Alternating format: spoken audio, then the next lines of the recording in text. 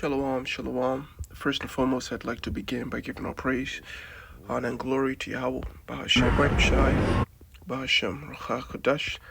Double honors to the elders and to the apostles of Great Millstone, and then our respected brothers out there pushing and spreading the gospel of Yahweh Hashem Shai to the folk of the world. Now, through the spirit of power of Yahweh Hashem Shai, I want to make a video, and Lord willing, this be edifying. We may scan it. I hope you don't use that. The idea of using your palm to pay doesn't feel right for this Whole Foods customer, but others like the idea. I don't know who else can get into my palm, really, but I'm not really against it. The technology coming to the Bay Area Whole Foods stores over the next few weeks works like this. Amazon says no two palms are alike. They use vision technology. You hold your hand above the device, which scans and takes less than a minute to create a palm signature. Your palm is connected to your credit card online, so whenever you want to pay, all you have to do is hover your palm. Too intense. It's a little crazy. This customer is worried about privacy. I think using your DNA and stuff is just too much to give out. There's a lot of different variables that need to be considered. Ralph Aceves with Hacker Strike says in general the technology is safe, but he does have concerns. The data that is being downloaded from the cloud to be able to know who you are based on your palm stored in the device. Amazon says palm images are not stored on the device. The images are encrypted and sent to the cloud. Aceves' other concern is phishing. For example, at a grocery store, there's no one around, and someone could potentially replace that scanning device with a fake scanning device, just like they do today with credit card readers, right? Aceves says he believes the technology is the future because it's convenient for consumers. You know my palm? Jeez, come on. Reporting in San Jose, Justin Campbell, Cron 4 News. Hey, so let's get into it. Revelation chapter 13, verse 16. And he causeth all, both small and great, rich and poor, free and bond, to receive a mark in their right hand or in their forehead, and that no man might buy or sell save he that has the mark, or the name of the beast, or the number of his name. And here is the wisdom. Let him that has understanding count the number of the beast, for it is the number of a man, and his number is 666. And I'm just going to state it as clearly as possible that the mark of the beast is what?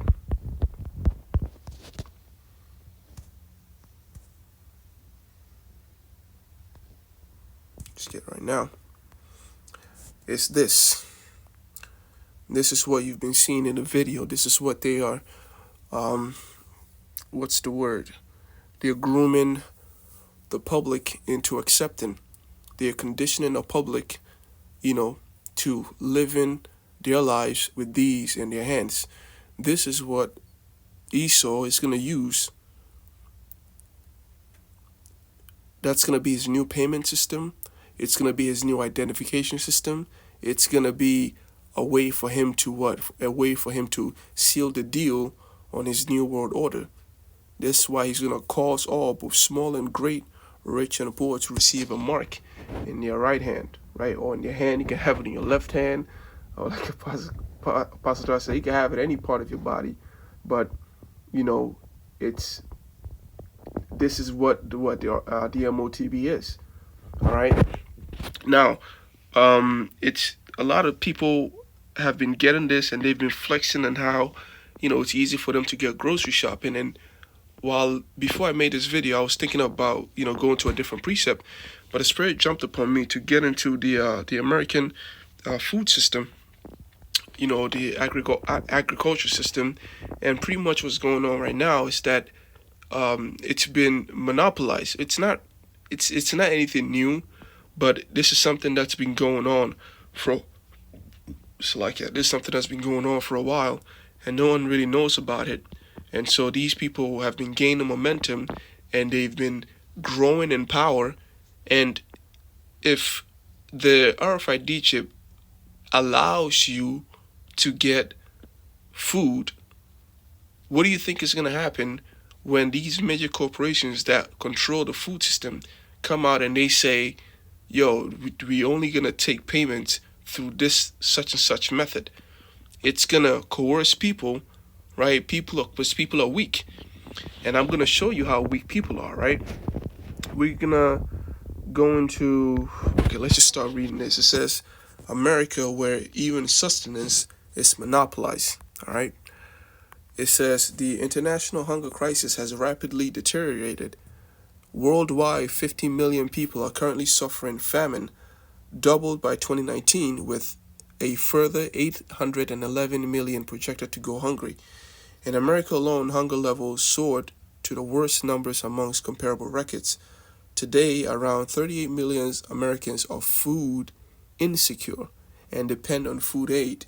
See, these men ain't even hungry. They're not even they're not even in famine yet. Okay, and there's been a lot of complaints, amongst Americans. And when you talk about hunger, when you talk about real, true hunger, famine, Babylonians have not felt that ever. So what I'm going to do is I'm going to go to the word food insecure, because Esau likes to be slick in how he uses words. When you go into, when I would go into different articles, one from the American Research Service, the Economic Research Service, it says that what? Food insecurity, right? High food security, old label food security, is when no reports indicate a food access problem or limitations. So when you have a household or family and they don't even have to worry about food, it's like far from their thought. It's an afterthought. They never, unlike other people, they never actually have to sit there and wonder, if grocery runs out, what are we gonna do? Do I have enough food until my next paycheck? There are some people like that, and these people are in a situation where they have high food security.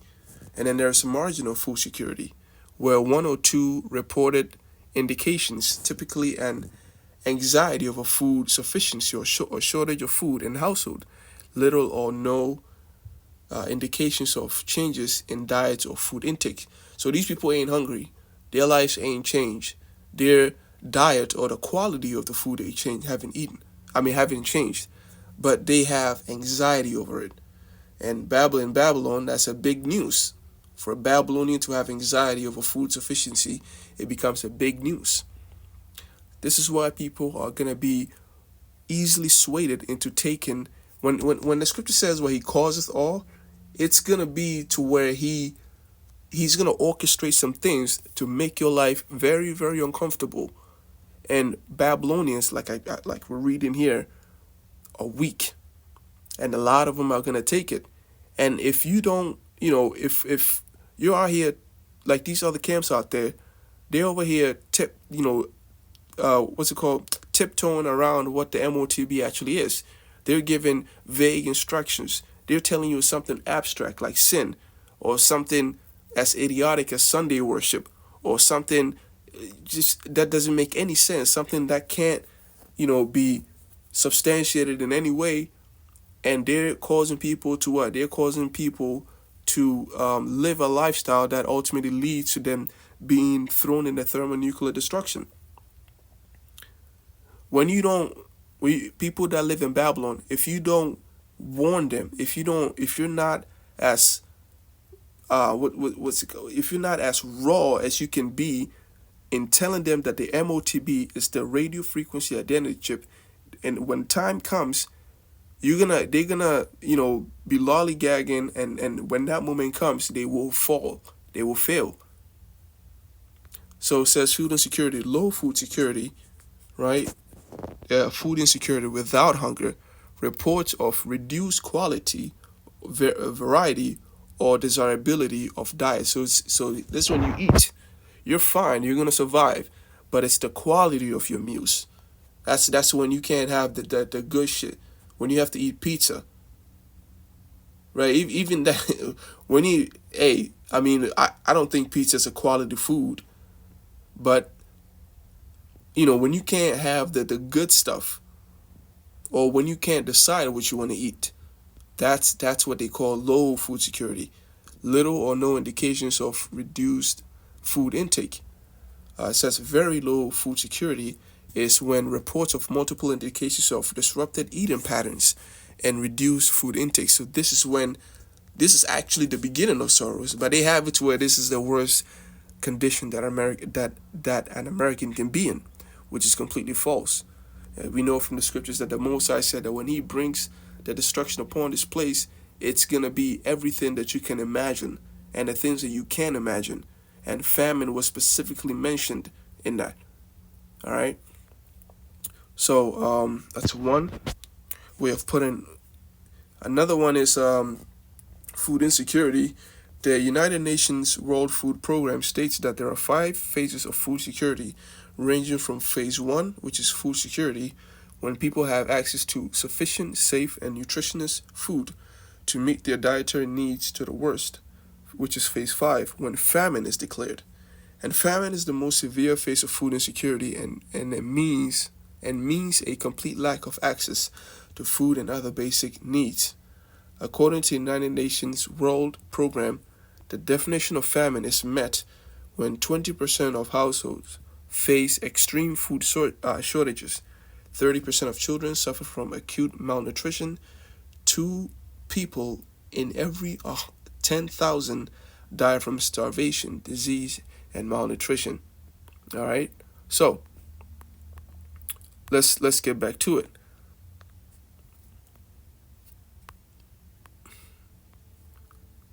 So it says, today around 38 million Americans are food insecure and depend on food aid. In November of 2021, 1 in 6 American households with children reported sometimes or often not having enough food. The reasons are many. For one, poverty and inequality have increased in recent years at the highest rates ever recorded.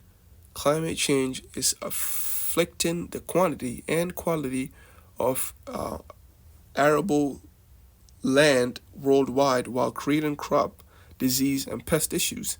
Food is wasted in an exorbitant amount due to both production complications and overpurchasing. In America, it is estimated that 40% of food production annually is trashed or discarded, while 10 million go to bed hungry. And then he says, yet we often overlook a crucial factor, which is agricultural monopolies and price fixing. While small farmers operate 91% of farms in the world, they account for only 20% of the output. And this is why the Yahushua said it, man. Watch ye therefore, so that the day of the Lord does not sneak up upon you as a thief in the night. These statistics are out there. The information is out there. But you got people out there that are ignorant of these factors. They're just living their life thinking it's all good. But life, the reason, you're not going to be able to escape, or the reason it's going to hit you like a truck, is because when it was building up in increments, you were completely ignorant of it.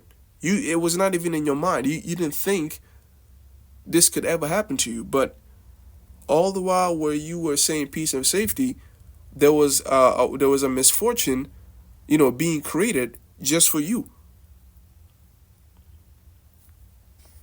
It says that means that a whopping 80% of domestic food production and distribution is controlled by a handful of major corporations. See that?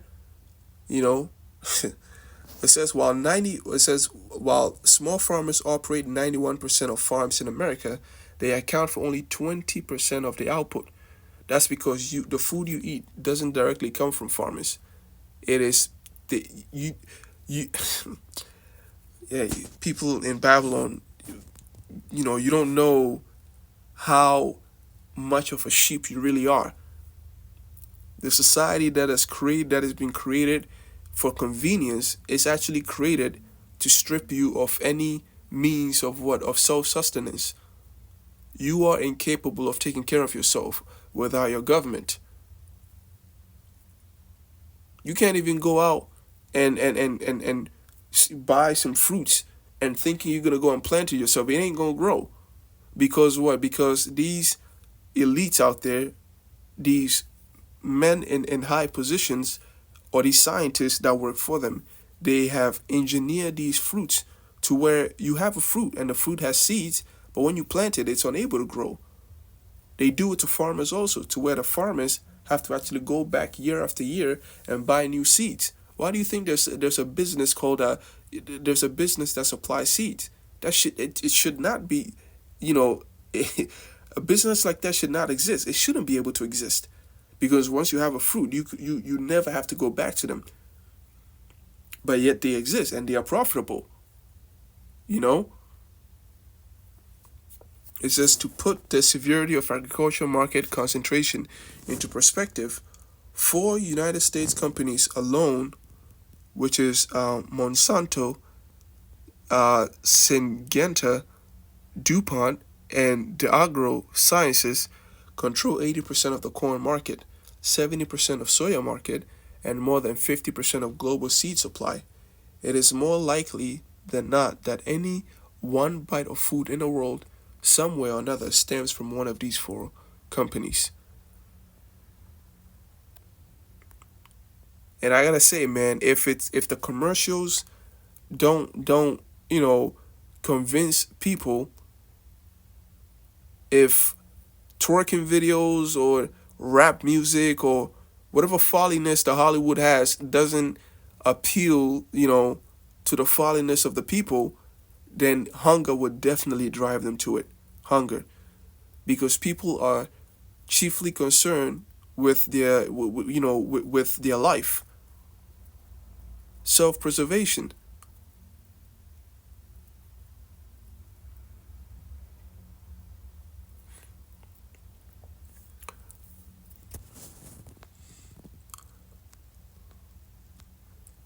But if you want to save yourself, you don't go to Esau.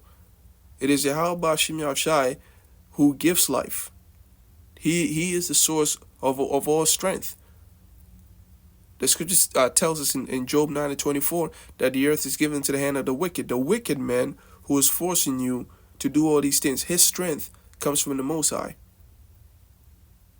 But when we go out there into the highways and the byways, when we do the videos, when we preach the name of Yahweh Shem Shai, they make a mockery of it.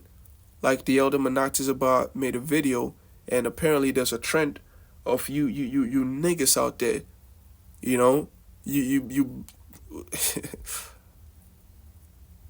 damn snakes out there, you scorpions, you niggas, 2/3, making a mockery of Yahweh Shem Shai, making a mockery of the word. And even though you're agitated and pricked and know you got to change your ways, you're of your father the devil. You're so much so like Esau that you ain't gonna change. You don't want to change. That's why the scripture says that I know the blasphemy of them who say they are Jews and not Jews. They will make a mockery of the Lord and say they believe in the Most High. You tell them to forsake the name Jesus, and they look at you funny, like you're the one that lost his damn mind. But Jesus doesn't. Hey, man, this world got to go. It says a recent investigation further uncovered that a plethora of the most regularly bought grocery store items have their majority market share constrained to 4 or fewer large companies. Consumer choice and competitive pricing within the food industry have devolved into an illusion in contemporary America. So remember when he says that 91% of farms in America, while small farmers operate 91% of farms in America, they account for 20% of the output. That's because the grocery stores that you go to, the outlet for your food, they are not permitted to deal directly from farmers. They only deal with the big boys. And so whatever the big boys have going on, if they say this and that, or you ain't getting there, or you ain't getting food, you ain't getting it until you get the RFID chip. And so the only way you're going to be out of this, it's when, like Yahushua said, like the Apostle John said, he said that in the day of temptation, the hour of temptation, but we shall be delivered from it.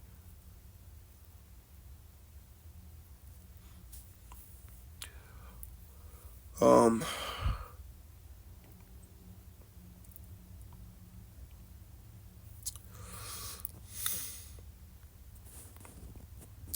so it goes into how the agricultural monopolies were able to form in America.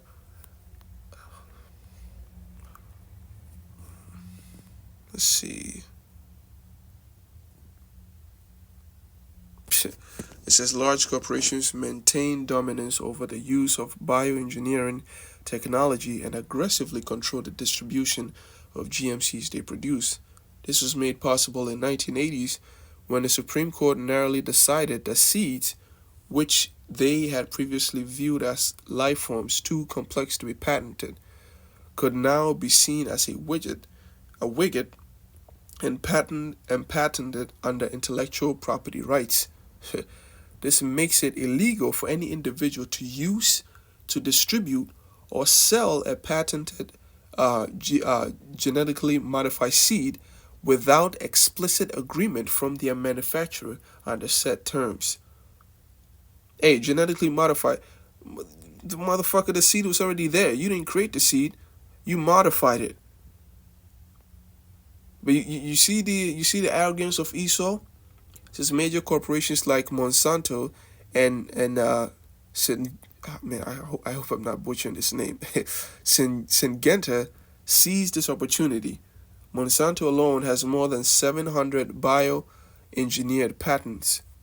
These companies typically force farmers to sign a contract stipulating that seeds cannot be saved nor resown the following year. So farmers must cut a check to the firm for every seed they plant, and these companies will go to great lengths to ensure that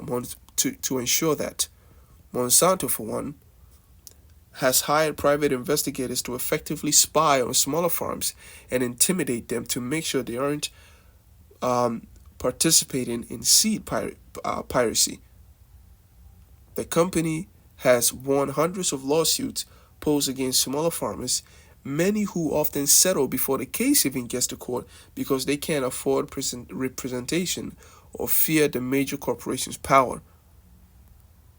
Hey, he calls us all small and great. This is going to be one of his arsenal.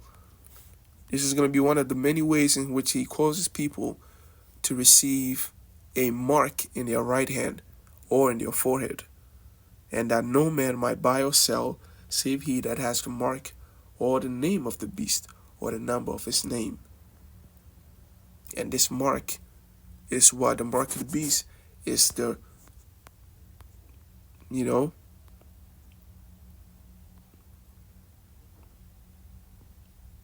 RFID chip. So with that, Shalom, Yahweh Bashim Mashah Brakatham to all the Akims and Akwifs listening in truth and sincerity.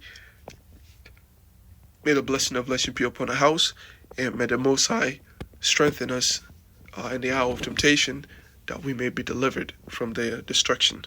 So with that, I'm going to end right there. Shalom. Yahweh Bashim Mashah Brakatham. Shalom.